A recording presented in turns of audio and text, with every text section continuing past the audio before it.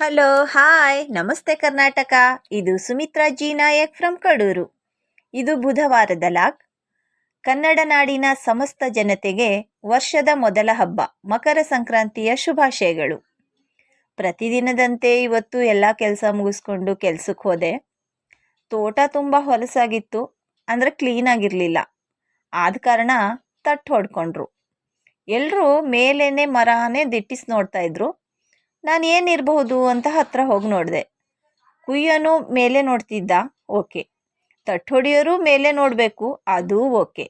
ಗೊನೆ ತಗೊಳ್ಳೋರು ಗೊನೆ ಹೊರೋರು ಎಲ್ಲರೂ ನೋಡ್ತಿದ್ರು. ಇದು ಮಾತ್ರ ನನಗೆ ಅರ್ಥ ಆಗಲಿಲ್ಲ.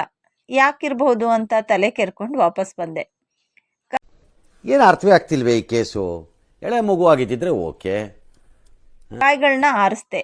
ನಮ್ಮ ಜೊತೆ ಕೆಲ್ಸಕ್ಕೆ ಬರೋ ಹುಡುಗಿ ಮರಕ್ಕೆ ಹೊರಗೆ ಕೂತ್ಕೊಂಡು ನಮ್ಮ ಪೂರ್ವಜರ ಥರ ಬಟ್ಟೆಲೇನೋ ಕೀಳ್ತಾ ಇದ್ಲು. ಹತ್ರ ಹೋಗಿ ನೋಡಿದೆ, ಇದೇನಪ್ಪ ಬಟ್ಟೆಲೆಲ್ಲ ಸೂಜಿ ಚುಚ್ಚಿಸ್ಕೊಂಡಿದ್ದಾಳಲ್ಲ ಅಂತ. ನೋಡಿದ್ರೆ ಮುಳ್ಳುಗಳು. ಅದನ್ನು ಕೀಳ್ತಾ ಕೂತಿದ್ಲು. ಸಂಜೆ ಇನ್ನೂ ಟೈಮ್ ಇದೆ ಅಂತ ಬೇರೆ ತೋಟಕ್ಕೆ ಬಂದ್ವಿ. ಇವರು ಕಡೂರವ್ರೆ. ನಿಮಗೆ ಯಾರಿಗಾದ್ರೂ ಗೊತ್ತಿದ್ರೆ ಕಮೆಂಟ್ ಮಾಡಿ. ಇವ್ರ ತೋಟಕ್ಕೆ ಬಂದು ಅಲ್ಲೂ ಕಾಯಿ ಆರಿಸ್ಕೊಂಡು ಮನೆಗೆ ಬಂದೆ. ಬಿ ಹ್ಯಾಪಿ ಅಂತ ಹೇಳ್ತಾ ವಿಡಿಯೋ ಇಷ್ಟ ಆದರೆ ಲೈಕ್ ಮಾಡಿ, ಶೇರ್ ಮಾಡಿ. Thank you. ಬಾಯ್.